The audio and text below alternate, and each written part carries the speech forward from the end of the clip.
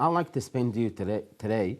Now, in the offerings that we're talking, we have two offerings. One is Korban Todah, right? Somebody knows what's Todah? Thanksgiving offering. Thanksgiving, very good. And we have Shlamim.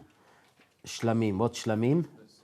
So Shlamim has a few meanings here, guys, right? Shlamim means from the word Shalem, right? Or peace, Shalom, right? Shlamim. Actually, right, the peace offering, Shlamim, plural for Shalom. How you say many pieces, right? Peace, I mean Shalom, right? So that would be Shlamim. One of the reasons for Shlamim, it says, we have the elevation offering, the Korban Olah, that goes up, everything to Hashem. Nobody benefits from it, right? It's a burnt on the altar. Everything goes up to Hashem. The Shlamim, everybody gets a share from it. Part goes on the altar, so to speak, to God.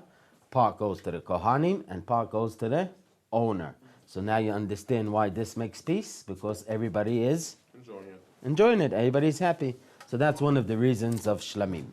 Now, I'd like to mention to you, so what is the difference between a Korban Todah, right? The Todah, the Thanksgiving offering, to the Shlamim, to the peace offering, let's call it. So there are two major differences between the two, and let's see what we could derive, what we could learn from it. So the first difference is the following. The Korban Todah, the Thanksgiving, comes with bread.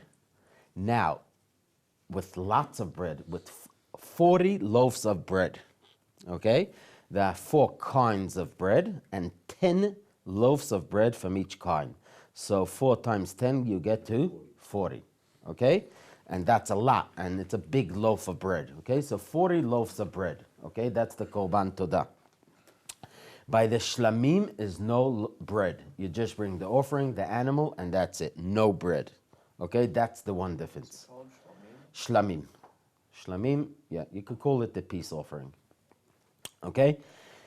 The second difference, guys, is the Todah in the time that you could eat it. The time, right, the korbanot, guys, are you familiar? The offerings you bring only during the day, right? Only during the day, right? The temple basically doesn't work at night, right? From early in the morning, right, during the day, sunset, that's it. You just burn the leftovers that were left from the day, right? But there's no offerings during the night, right? So that's why when they put in place, guys, Tfilat Arvit, right, the Mariv prayer, to begin with, it was voluntarily. Why Mariv was voluntarily? It was not obligation, because, right, there's no service in the temple at night. So Mariv to begin with was voluntarily. It was accepted during the years and the generation that it became obligation. But to begin with, you should know, you should be aware that Mariv was in a different level. Okay? Mariv was voluntarily. That's why, for example, women, even though that they will daven shacharit, and many of them will daven mincha, but not Mariv. Barely you'll find, right, a woman davening Mariv, because it goes back to the original that it was in a different level, okay?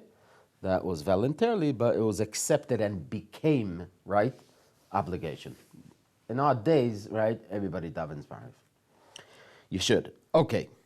So in the limit of the time, so the Korban Todah has the day of the offering that you bring it and the night. That's it. Okay, yeah, so you have the day of that you brought it over and the night, that's it. The Shlamim has another day, right? It has 2 days. So the question is why? Why for the Korban Todah we have the loaves of bread, 40 loaves of bread, and the Shlam, right? And you have less time to eat the Korban Todah, 40 loaves of bread and less time, okay? And the Shlamim, right, is no bread and more time. Yes? Including the bread, you need to finish it before morning. Correct. The bread has the same idea like the offering itself, the same rules, has to be the same time. Yes. You have to be done. Okay, guys, so you hear? Okay, so the question is why, what is the message over here that we learn out? Why the Korban Todah is different than the Shlamim? So let's start with a simple idea, and then I think it's something that you could derive from here. is not me actually. What I'll tell you today, guys, is Rabbi Neventzal. He's a rabbi in the Old City, and he mentions this idea, the things that we could derive, the message, the difference between the peace offering to the thanksgiving offering, okay? Okay, you want to say something? Yeah, couldn't we say that we rush to thank Hashem, but we're in no rush to end the peace, or like our peace offering to? Oh, very good. You actually touched a very nice point. Very good. Fabulous. Hold on. Let's start with a bit of a technical answer. And the answer is an idea, is a verse in Psalm that says, Odecha Hashem. Odecha is I'll thank you Hashem, right? Odecha Hashem bekehal rav, right? In the public. The idea is like this. The Korban Todah, it says, is obligation for people that went over something and they survived. For example, somebody that was very ill and he recovered. Somebody that went overseas and he came back. Somebody that passed in the desert, right, and he survived. So somebody basically was in a danger and he survived. Okay? So those are the basic obligations for bringing the Korban Todah. Okay? So the idea is like this. When you thanking Hashem, Korban Todah, right? Right? What's the first word we wake up in the morning? What do we say? Modeh, right? So the Korban Todah is a Modeh, right? Thank you, Hashem. So when you're saying thank you, Hashem, for what you experience, your own miracle you have, you shouldn't do it in private. You should do it in public. Odecha Hashem, I'll thank you, Hashem, bekal rav, in front of the public. Okay? So the idea is like this. How you get the public? Aha, you need 40 breads. If you need 40 loaves of bread, you won't finish it no way on your own in one day and a night, right? So you're inviting people, and you're inviting a lot of people to help you to finish this meat and the 40 loaves of bread. Its idea is similar to the idea, guys, right? When you light the menorah on Hanukkah, where do you light it? By the door, by the window. Why by the window? People can see it. People to see it, exactly, to publicize it, to go out and thank Hashem in public. Now, right? That's the idea. As well, right, that's the idea. Also, that's why we limit the time. Because the idea is we want you to do it when it's still fresh, right? When you're still inspired with what's happened to you.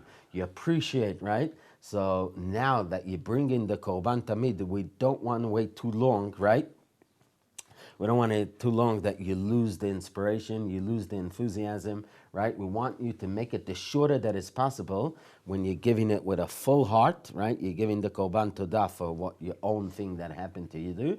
You're doing it with a full heart. You'll tell the people what happened to you, and you'll be still the enthusiasm is there. It's idea even in our days, guys, that for traveling, right? The custom is that if you travel overseas, when you come back to your place, you say the blessing of Agomel. Everybody is familiar with that? So the custom is that if you're in a danger, right? Some say that every ride in Israel is danger, but traveling overseas for sure, guys, right? Is considered a danger. You have to say when you get there as well. Oh, so, okay, so about that, I heard that if you're traveling and you're coming back to your place in 14 days, so you say it only when you're coming back. But if you're actually staying over more than 14 days, so then you could say where you are and then when you come back. That's what I heard. It could be others say different. Because less than 14 days, it's still you're in a journey. Yeah. If Berchas Gomel is basically like the carbon Tamid, Todah. Todah, sorry, the carbon Todah, why do we wait until Kriyas Torah? It doesn't always happen when you get there. Oh, 1 second. So it says that Hagomel, preferable to do it in 3 days from when you came back or from when when you're over the danger. What's the idea? That's exactly the idea. You should say it when it's still fresh, when you still have the enthusiasm, when you're still inspired. That's why it's preferable to do it in 3 days. However, if you didn't do it in 3 days, you could still, up till a month, you could still say Hagomel. 1 month? Yes. Yeah. Okay, so that's the same idea. That's okay, guys? So that's in the technical answer why we have the 40 loaves of bread, right? And why we limit, it's less time for the Korban Todah, because the Korban Todah is coming for something that you you're giving a thanksgiving to Hashem, and we wanted that you should go public, right, and announce it, invite people to join you, and to go and to publicize the miracle with others. Okay, but unlike the shlamim, the peace offering just comes from a decision, not because something that happened to you, right? Not because you're somebody who's sick and he recovered, or that he traveled, or he went through a danger. Shlamim is a decision that a man decided that he wants to bring an offering to Hashem, right? And he brings it at one point to the temple. Therefore, it's a whole different idea. It's not through something that you experience or happened to you, right? It's more coming from the mind. You see, if you want to describe it, so the Todah is coming from the heart, from the emotions, something happened to you, right? And therefore you bring in the Korban Todah, and the Shlamim is coming from a decision. Decision means that it's coming from the mind. You decided that whatever, maybe business went well or something great happened, but it's a decision that was made, and you bring in the Shlamim. So therefore it doesn't have the bread, and therefore it has a little bit longer time to eat the offering of the Shlamim. By the way, just technically speaking, when people used to travel, you know, guys, we're coming close to Pesach, to the 3 holidays, one of the 3 holidays. It was very common that when people traveled to Jerusalem, they used to bring with them, right, animals, and they used to take that opportunity to bring the offerings that they have to. So if it's a Todah, or if it's a Shlamim, a peace offering, or if it's an elevation, right, that was the time that lots of offerings used to be brought to the temple. Because the people didn't live in Jerusalem, they lived far away, that was the opportunity of bringing the offerings. This is on the surface, you see the basic idea, the difference between the offering of thanksgiving, Todah, to the peace offering, Shlamim. In a deeper understanding, Rabbi Leventhal says the following, guys. There are 2 paths that we could come closer to Hashem, right? Is a path of studying Torah, learning Torah, and a path of praying. And perhaps we could learn it from here. There's a very interesting idea that is mentioned in the Gemara. It says that Rava, right? You heard the name, one of the rabbis in the Gemara, Rava, saw Rav Hamnuna praying, and praying for a long time. So he was surprised, and he said, how is Rav Hamnuna leaving the life of, right, the internal life, right, and he's busy with something that is temporarily. So he's like giving a comment that he's praying too long, right? He's saying he's leaving the internal life. What is internal life? Studying Torah. And he's doing something that is only for short term, for temporary, right? This is the comment of Rava, seeing Rav Hamnuna praying too long. Now, do you understand this comment? Yeah. Yeah, 100%? No. So what? Rav Hamnuna is praying. Is praying something good? Praying is something good, but it's for something that you want now. You want something to happen. And Torah is like everlasting. Like it goes, it's for eternity or whatever you learn. But also in praying, you're praying that your Torah would also, be stronger and so on and so forth. So you touched the point. You're saying good, but let's just explain it, right? Let's explain it. It needs an explanation, because obviously when you're praying, you're for sure doing a mitzvah, you're coming closer to Hashem, serving Hashem, right? If you do it Hashem, serving God, loving God, right? So for sure you're doing a mitzvah when you're praying. So what is it that he's telling him, you're leaving the internal life and doing something temporary? So the answer is like this, and you touched the point, you said very good, and perhaps that also give us another explanation, the difference of the offerings. You see, the Torah is using our mind, right? Torah is something, the long term, right? It says, Ki hem chayenu, this is our life, va'orech yameinu, right? And the existence of our life. That's what gives us life, studying Torah. Ki hem chayenu va'orech yameinu. This is what we do from beginning to end, studying Torah. But it's a very, very long process, right? Guys, what you study today, Bezrat Hashem, will help you tomorrow. And what you'll study tomorrow will help you for the next day. You're building a tower, you're building a building. Every day that you're learning, you're studying, is another brick, right? And at the end of the day, you'll have a very tall, very big tower. So, right, when I said in the beginning that 2 paths coming closer to Hashem, one is a very long process, and it takes time. And one is a very short one, and it's immediately. Torah is the long one. Torah takes time. It takes every day. And it's the long process, and it's adding. Every day you're adding to yourself, right? You're building something. And that's using the mind. The information, guys, that you have today, right, will help you for tomorrow. What you studied a month ago, maybe, it's helping you for today. Of course, right, it's like installing in the computer, guys, and you have that information, and you're building something, right? It's the long process. Okay, what about prayer? Prayer is, the idea is like this. A Jew prays 3 times a day, right? A prayer is the connection, the relationship to the Hashem, right? Not necessarily is the mind, guys, it's more the heart, right? It's more the emotion, the heart. We're serving God. How are you serving God? With the heart. That's the idea. The idea the Kuzari brings, right? The Kuzari says that the attitude for davening should be the following, guys. When you wake up in the morning and you're praying shacharit, so sometimes you're complaining, well, I did it yesterday. Why I have to pray today? Well, didn't I daven shacharit yesterday? Bezrat Hashem, I'll daven tomorrow also. So, right? So what's the right answer? So just like you're hungry and you're eating breakfast and you never say, well, I ate breakfast yesterday, so why I'm eating now, right? What's the answer? Because you feel hungry, right? So just like physically, you always have a good appetite to eat a nice breakfast, also spiritually, you should always feel hungry and have a good appetite to pray to Hashem. I want to come closer to Hashem, right? So that's the idea. The idea is, guys, that the Torah, when a man is studying Torah, he's building a long process, right? And it's the mind, right? And praying, it's immediate connection to Hashem, right? But it's temporarily. Because the enthusiasm and the inspiration of praying, right? It holds you on, right? While you're praying, right? But then after, it disappears.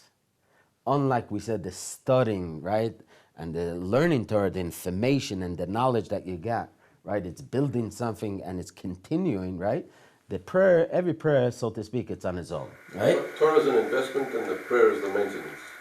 Very good. Okay, right. There are many ways that you could describe. Yeah, right. Somebody said, Torah is God is speaking to you, and prayer is you speaking to God, right? So that's the idea, guys. When Moshe, I'll give you, to make it a little bit sharper, is, okay? So, before I give you the example, so that's also these offerings, right? Shlomim, the offering of the peace, is like studying the Torah. It's a long process. A man decided at one point in his life, he wants to bring the peace offering, right? But the Korban Todah, right, it comes from an inspiration from the heart because something happened to you, right? That's why is the differences, and we mentioned before. Moshe is standing, the Jewish people are fighting the nation of Amalek, right? Moshe is standing with his hands up. And when his hands are up, the Jewish people are winning. When the hands are down, the Jewish people are losing. The Talmud asks, what's going on here? What, the hands of Moshe are doing a war? What's going on here? Right? What's the answer? When the hands are up is representing when the Jewish people are praying to Hashem, they are winning. But when the hands is down, meaning they're not praying to Hashem, they are losing the war. Okay? So, right? So now, and it says that the Aaron and Hu were holding on to his arms, right? That keep him going, the hand should be up. Aaron and? Hu. So, okay, so now let me ask you. So what they're doing, so Moshe is in the top of the mountain, hands up, and what they're doing, they are praying. Praying, right? Why didn't they learn? Why didn't Moshe tell them, mitzvah, let's talk about learning? This is immediate. This is the idea, guys, right? If they ask you, what do we need? The answer is we need both, right? We need the mind and we need the emotion, right? We need the studying of the Torah and we need the prayer. But at times, right, that you don't have the time to study, when it's a war going on and they're fighting Amalek, you need the immediate connection to Hashem. You need to talk to Hashem immediately. I need an answer now, right? In our days, right, we have the emails and the texts, right? If you don't get an answer in 2 seconds, what happens? the guy is almost your enemy, right? I sent him a WhatsApp, right? And he didn't answer in 2 seconds, right? Whoops, right? So that's the idea, right? That's the idea, guys. When you're praying to Hashem, it's the immediate connection to Hashem. So in a time of a war, right? When Moshe is standing, right? And the Jewish people are fighting Amalek, right? It's not the time of learning now. Now you need the relationship with Hashem. Now you need to talk to Hashem, right? Now you need the emotion, immediate, right? Right, okay? But the answer is we always work with the premises of both. So you need the Torah, you need to build yourself, you need to build the Jewish people, right, as a nation. We need the long term and we need the short term, right? But the idea is when to do what. You have to be smart enough, right, when to do what, right? That even times, I'll just mention to you, when the Jewish people are in the Red Sea, so Moshe is praying. And what does God say? Why are you screaming to me? Just go ahead. So it's even times that, right, God says, it's even no time to pray, just go ahead and do action. And even the people were frightened, too frightened to jump in. That's right. So they're afraid to take the risk, right? But God tells them, no time to pray, and just go ahead. So guys, that's the idea, is that a Jew really works with, right, with both. And the truth is we have 3 pillars for the world, right? The tractate in Avot says, Al Shlosha Dvarim, right? What's Shlosha Dvarim? On 3 things the world is standing. Torah, studying Torah, that's the long process. Avodah is serving God. One of the ways of serving God is praying. Very good. And Gemilut Chasadim. What's Gemilut Chasadim? The act of kindness, good deeds, right? Those are the 3 pillars of a Jew, right? To be a good Jew, right? Studying Torah, serving God. One of the ways of serving God is praying, right? And Gemilut Chasadim. And just remember, guys, that what's unique about praying is that you have to do it with a full heart, right? Because if you're praying, speaking to Hashem, literally you have to understand that you're praying to Hashem, right? And you have to do it with a full heart. When somebody is learning, so even though maybe there's a lack of his intention, and maybe he's not there full time, right? He's still thinking about other things, it's not so bad, right? Because eventually maybe he'll get into it. But when you're davening, you have to know that you're doing it with a full heart. It was a guy, guys, that was desperate. You know, he had an overdraft in the bank. He didn't have to pay the rent, bills, right? So he goes to the kotel, right? And he's praying and praying and really, really crying, right? To Hashem should help him out, right? And as he's with the book with Tehillim, right? Somebody knocks on his back and asking him, could I help you? So he says, yes, actually, yes. You know, I'm missing, $1,500 to pay the rent. She says, here, take no problem, right? The guy goes back to the kollel, right? All happy. He tells his friends what happened to him. Look how Hashem helped me out, right? I went to the kotel, I prayed, and here I go. I found $1,500. So the next day, his friends goes, right? And he's also praying and praying and praying, right? And he comes back with empty hands. So he asked the rabbi, how come? My friend the other day went and came back with $1,500, and I came back with empty hands. What's the answer? He went searching for Hashem. You went for searching for money.